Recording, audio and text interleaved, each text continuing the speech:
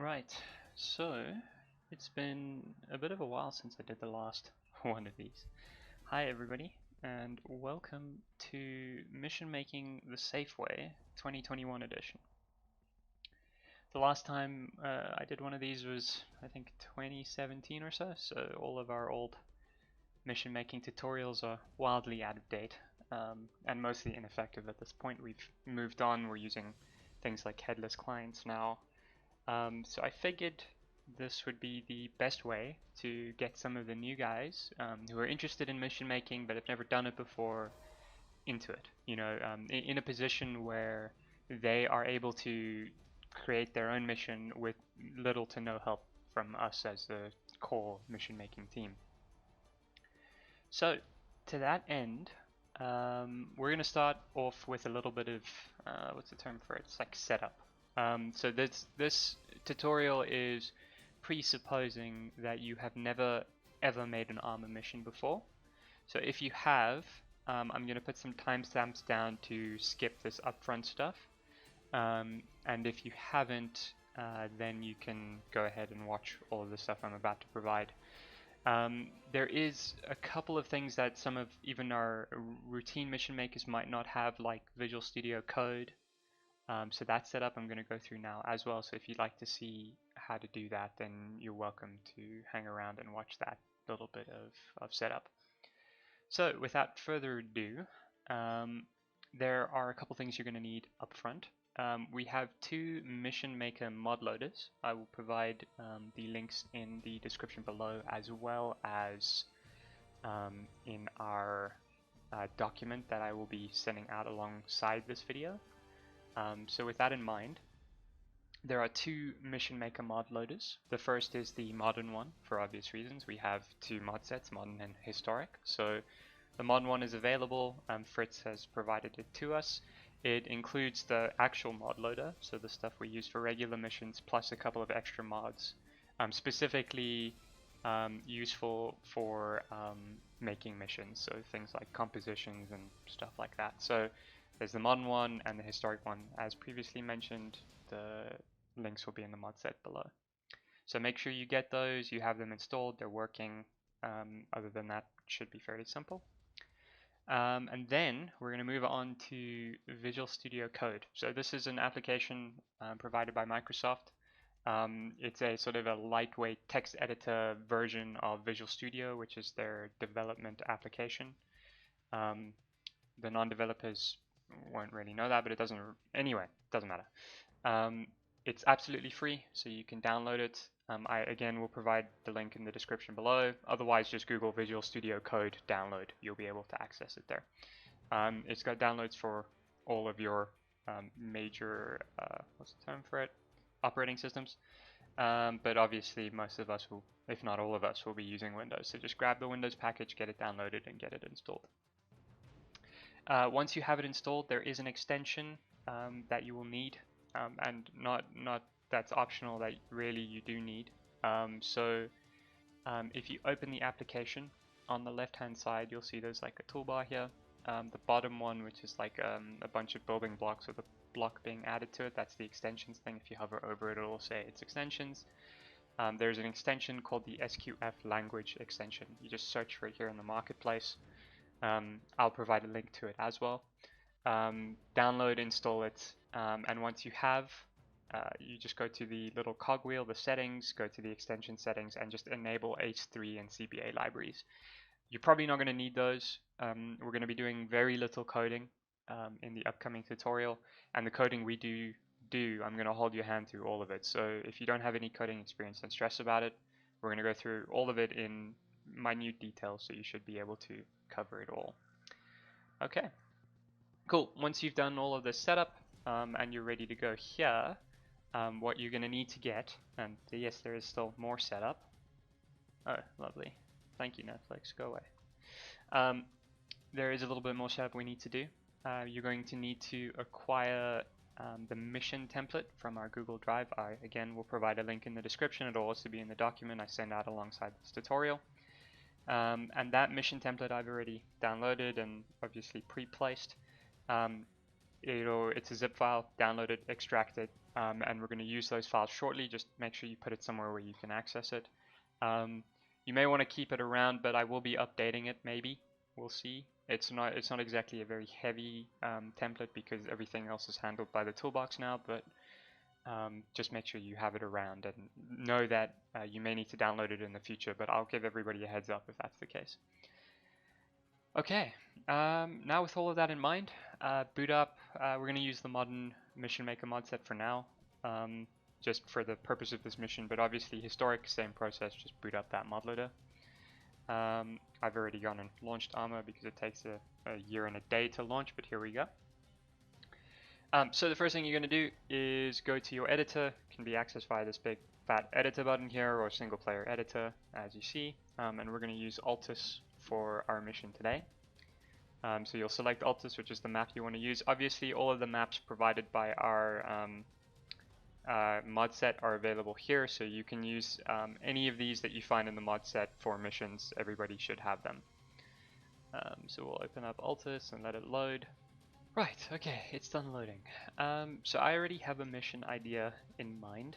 Obviously, when you get to mission making, you will need to think through your mission, how you want it to play out, that kind of thing. We call that mission flow. So effectively, mission flow is pretty straightforward. You need to think about where we're starting. Are we starting in a quote-unquote safe area? Is it a hot insertion? By hot insertion, I mean there's no time to gear up and prep and do mission briefing. You have to do that from the map screen because you're going to start the mission straight away. Or are you starting in the safe area and then inserting via a vehicle or whatever the case may be? So the most popular option is a nice fat briefing area with a transport vehicle available to lift you into the area, be that jeeps or whatever, or a helicopter, doesn't matter. But anyway, so you need to think about where you're starting.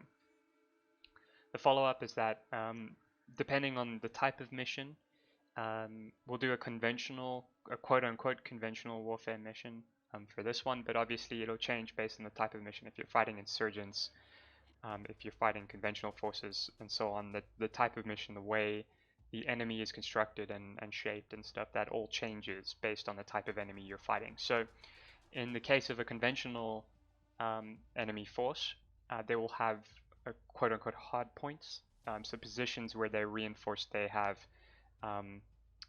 well-established ground, they've got structures, they've got patrols, that kind of thing. If you were fighting a guerrilla force, it would be more of like a camp in the middle of a forest or something like that. Something not hard-pointed, not obvious to the eye, but can be found and obviously engaged. The next part of scenario flow or mission flow is how you will reinforce casualties.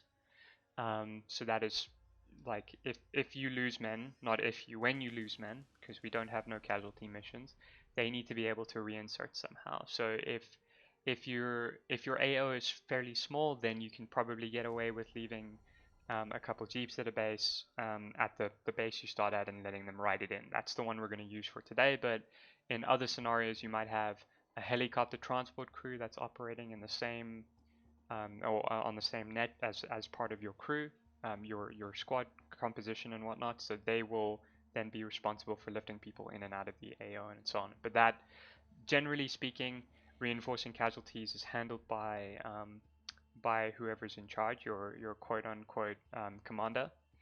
But if you have something specific in mind for reinforcing, and this is more complex stuff that we're going into now, but just bear with me. Like if you're going to do a halo jump or you're parachuting into the AO and you have something scripted set up for that, that is a very specific reinforcement type, you know. So you'll have to keep that all in mind. We're not going to do complex stuff today. You can build up to that. We're just going to keep it simple. But that is something you have to think about when setting up your scenario.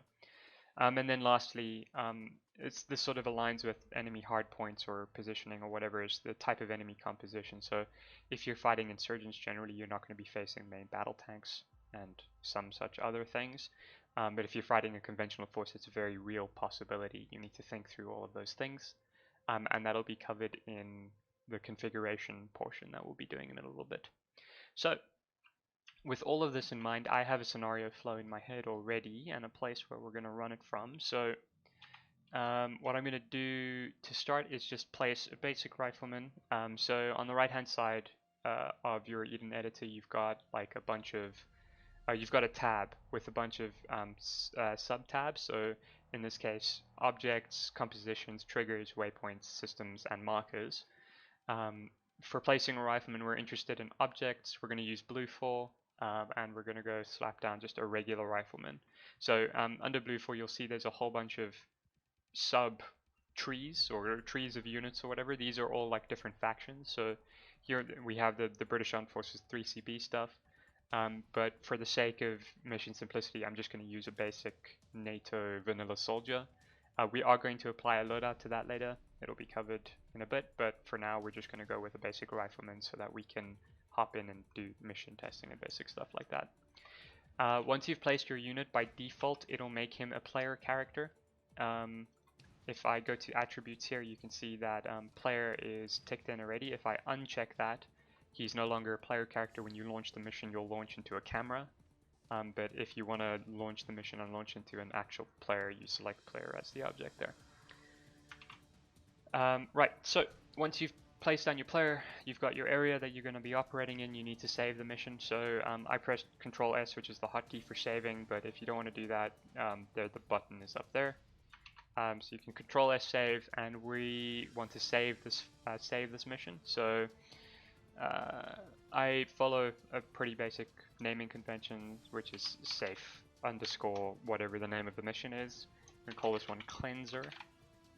So safe underscore cleanser, or maybe we should call it operation cleanser. In the case of other mission names, if you leave spaces in these file names, it'll come out as the HTML safe file name spaces, so with %20s instead of spaces. So rather use underscores or condense everything into one word just to make your mission file names look prettier, because it's easier to upload to the server and stuff like that. So we're saving this as Operation Cleanser. As you can see at the top, there's a bunch of errors that have popped up. That is our Toolbox Mission Maker helper. We'll cover that. We'll get rid of those later. It won't prevent the saving. It's just as a warning to tell you, hey, you've forgotten these things. So we'll get rid of all of those errors in a moment. Right, so now that we have a mission file, what we're going to do is grab all of our files from our template. So I already have it saved. The default location that ArmA saves your missions is as follows. So you'll open up your standard file explorer.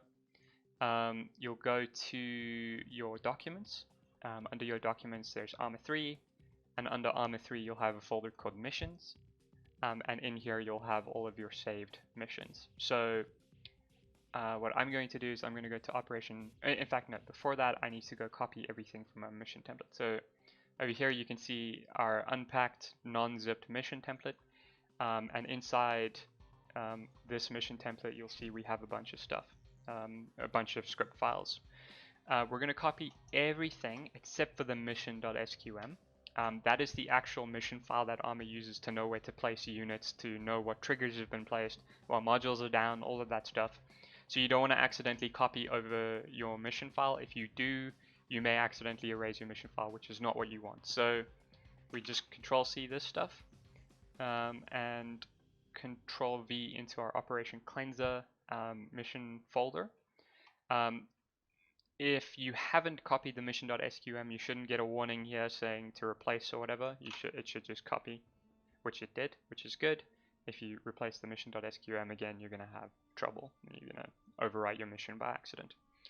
Cool, so once all this stuff is here, this is basic script files and everything already pre-set up for the mission template. It's got no specific references, so it can operate independently of everything.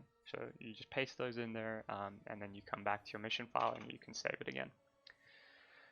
Right, so now that we've got our mission file set up, we've saved our mission, we've got a playable unit down, you can pop into the scenario if you really want to make sure there's no script errors or anything like that. There shouldn't be, so might as well go ahead and do it.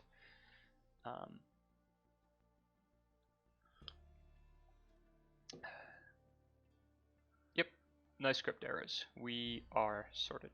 Okay, so now that we've tested it out, made sure everything's running as we're expecting, we can hop back out to the editor.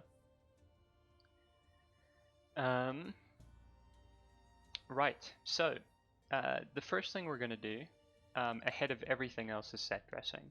And that's because this is probably the longest portion. So I'm going to go through setting up one or two compounds using the modules we use to set dress and so on and so forth.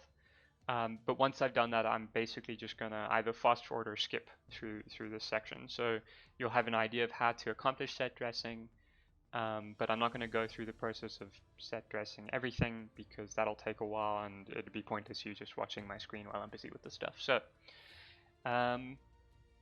in my mind, the mission flow is pretty straightforward. We're going to start here on the beach, having inserted as MARSOC raiders supported by a Marine APC crew.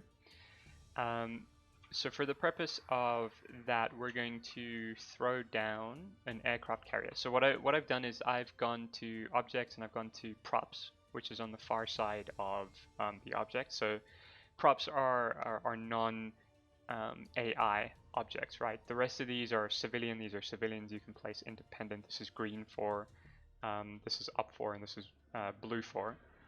So for the case of props and stuff you're placing, you're going to use the prop section so that you don't accidentally, well, you can't accidentally place an aircraft carrier that has an AI brain. It doesn't work that way. So what I'm going to do is I'm going to place an aircraft carrier. I know that the aircraft carrier is called Freedom, I'm pretty sure. So what I've done is I've typed in the search box free, and then we can see here that the aircraft carrier, the USS Freedom, is available. So I'm going to pop this out at sea over here. This is arguably too close to land. Not exactly authentic, but for the sake of looking back over the ocean and getting this visual of the aircraft carrier behind you, it's kind of cool. So we'll leave that there. I've saved the mission again, which is why the errors have popped up.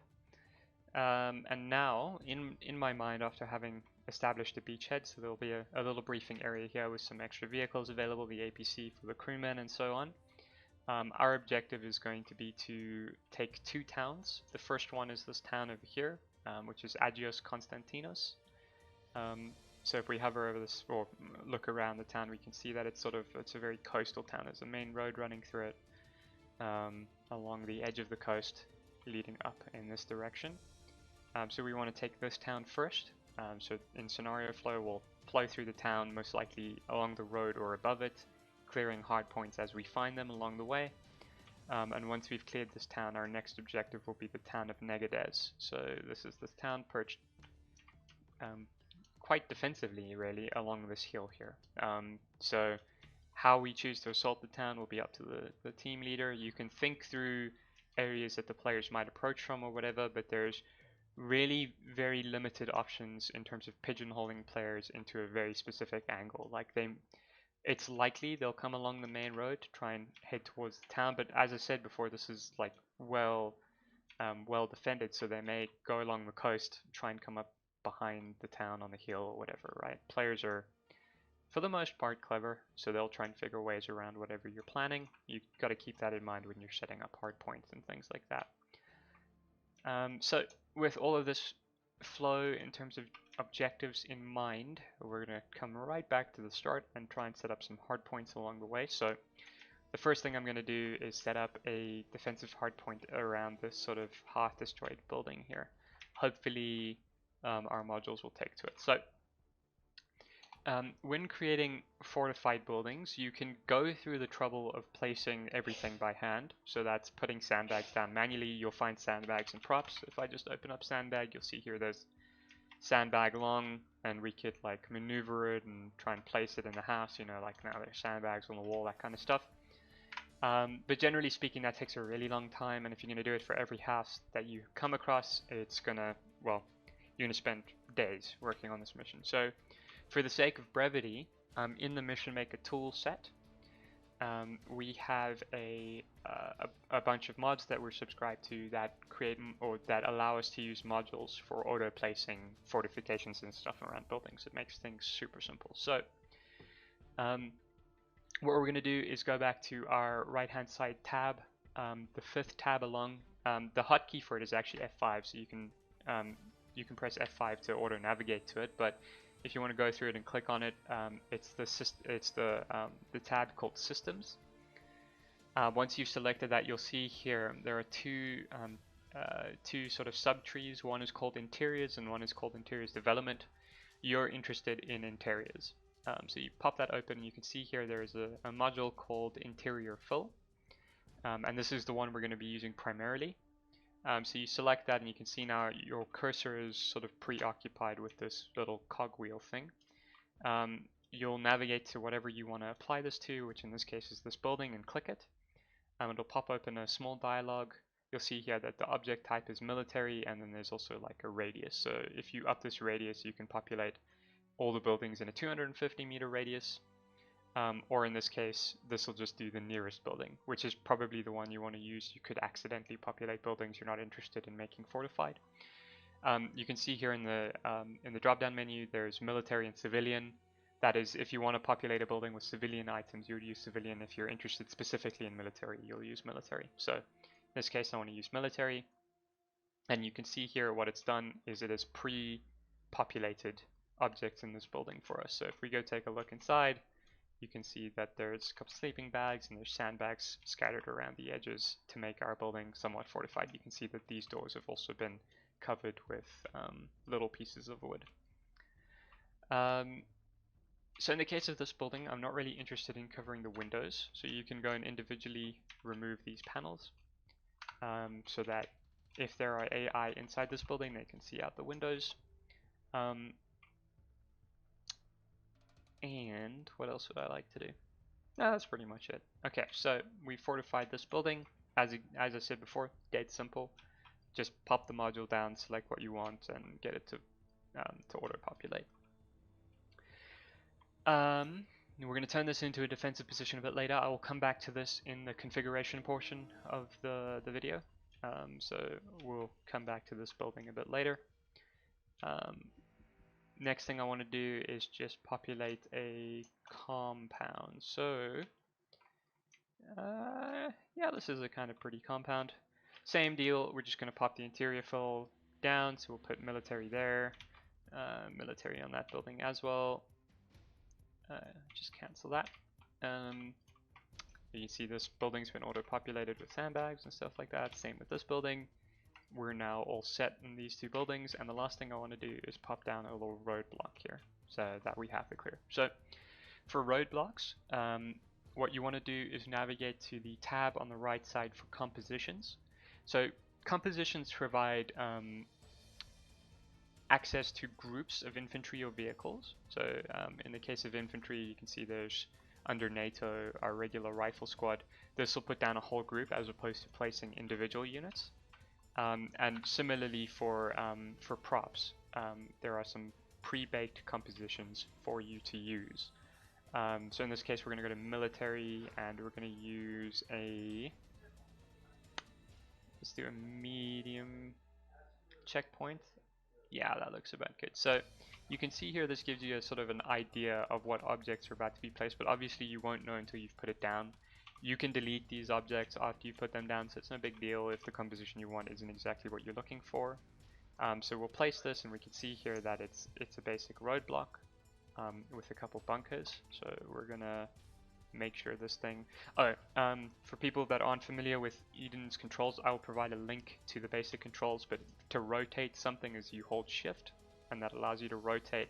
If you wanted to raise it off the ground, you hold Alt and drag with your mouse. In this case, we're not really interested in making those floating objects, so we're just going to put them like this. We're going to put this about here, make sure it's sort of accurate to the road, maybe like that. There we go. And then another thing we're going to want to do is just clear out the fences here so that this isn't sort of like this isn't clipping with the objects around here. So I'll show you how to do that in a second. So we placed our composition, we've got a couple bunkers down, we're sort of happy with this like larger compound. We're going to get rid of this sandbag and this sandbag and this sandbag because they're kind of like pushing into the wall. It also creates another little entryway for this bunker. And then we're going to remove the fences around here so that this bunker is not obstructed by anything. So to do that, we'll navigate back to the right tab and go to our systems again. And in this case, we're looking for the environment sub tree. And inside there you'll find a module called hide terrain objects. So this module you'll select and you can place it. What I usually do is open up the module, go to the tab System Transformation and change the shape of the module to a rectangle. Obviously, if it suits your needs, an ellipse can be used instead, but in this case I'm interested in a rectangle because that's sort of the shape of this like bunker area. And then what I'm going to do is I'm going to change the tool that I'm using. So on the top of Eden Editor you can see there's a set of tools, like this one shows you how to move an object. This one's the rotation widget, so instead of holding shift you can use this to rotate an object and so on and so forth. But in this particular case I'm interested in the area widget because I want to resize this thing based on the size of my bunker. So we will scale this thing, or we'll sort of push it in the right direction of the bunker by holding shift to rotate, and then drag this down like that and up like that. So all the fences in this area are removed. And this bunker is effectively unobstructed. Cool. So with these things put down now, what I'm going to do is, well, wait, before I fast forward, let me just cover this little thing quickly. When you've got a lot of mission objects placed, things start to get very confusing in your object tree on the left-hand side here, or your object tabs, your like folder structure. So what we're going to do is we're going to segregate these guys by creating new folders for them in Eden. So if I'm just going to highlight this guy, and on the bottom left you can see here there's an option for new layer. So we'll select that, and that'll create us a new layer to put all of these objects into. And